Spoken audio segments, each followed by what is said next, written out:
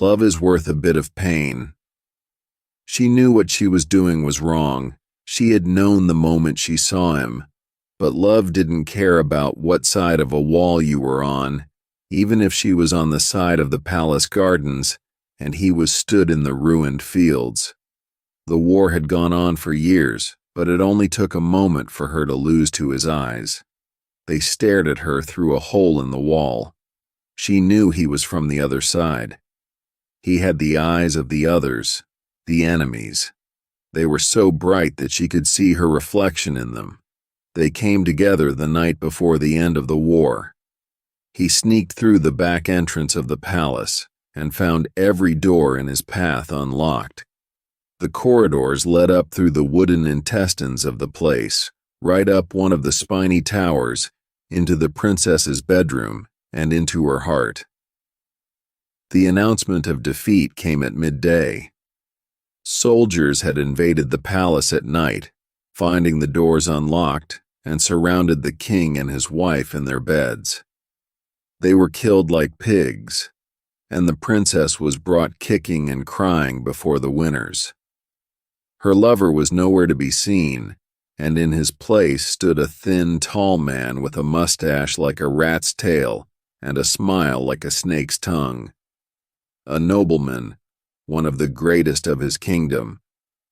He was to marry her and bring together their peoples after the war. She could not refuse, but she could rebel. That night, when the palace grounds were silent except for the crying of the cicadas, she sneaked out the window. They had taken care to remove anything from her room that she might hurt herself with, but they had not removed her nails. They were long and beautiful and strong. She stabbed them into the wood, climbing down into the gardens. She wandered along the paths, hiding in the shadow of trees, until a warm hand pulled her into the bushes. "Your fingers are bleeding," he said, looking at her ruined nails. "It is only a bit of blood. Love is worth a bit of pain." Their second night together was twice as passionate as the first, but they were so lost in each other's eyes that they did not see the guards approaching. They were dragged into the palace, and the sleepy nobleman was brought before them, dressed in red silk pajamas. His snake-like smile had turned poisonous. "Burn them both at sunset tomorrow." The princess was locked inside her room. She cried and screamed and begged. Eventually, the nobleman came in, and she fell silent. "I know you are hopeless. Your parents are both dead. I cannot forgive you for what you did, but nobody deserves to die alone. I will allow you to see one person tonight, aside from him." She thought for a moment, and then said, "The old woman who lives alone, several streets from here. She is called thtre, and has always been like a grandmother to me." So they brought the old woman before her, who was really a witch. "Thtre, you must help me. Tonight they will burn me and my lover.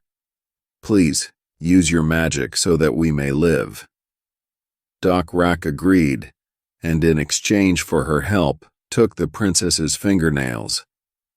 They were bent and broken, but the witch insisted. The next day, they had built a great wooden construction in the palace gardens to burn the princess and her lover on. She was tied to it, but her lover was nowhere to be found. She heard whispers around her. It sounded like he had escaped. Her heart was filled with joy, but also fear. For if he was not here, he would not be protected by the witch's spell. thtre, waiting for the man, did not begin her spell until the fire had already been lit. She whispered the words quickly, but the princess had already started crying in pain. Her skin turned red and her hair curled up, and the witch spoke as fast as she could. Just when it looked like the princess would die, she disappeared. The crowd cried out. The fire was put out, and the palace guards searched everywhere for the princess. But she had completely vanished. The witch smiled and returned home. The princess's lover had escaped in the morning. The men guarding him drunk themselves into a stupor, overjoyed with their victory, and fell asleep. He turned away from the city and didn't look back. He ran until he found a horse, and then he rode. He tried to forget about the woman's eyes and his own guilt as he imagined her burning to death alone. Eventually, he reached an inn where he was confident they would not have heard of him. He begged for room and board in return for labor, and the innkeeper agreed. He drank until he forgot about the fire. Before climbing into bed, he went outside to relieve himself. "My dear," he swore and turned around. It was quiet, but he was sure he had heard a voice. A woman's voice. "Come closer."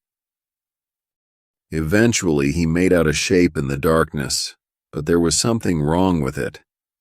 "Who's there?" "It's me." His heart stopped. It was the princess. "Do you still love me?" she said. Of course." He fell forward and reached out with his hand. He still couldn't see her properly, but he held her and she felt warm, far too warm. He pulled away his hand, and it was wet with blood. "It is only a bit of blood," she said. "I don't understand. How did you escape?" He could see her eyes now, shining in the darkness. Behind him, the innkeeper approached, carrying a torch, and slowly he began to see the princess. The man screamed and fell to the ground. He scratched at his eyes, but he could not remove the image.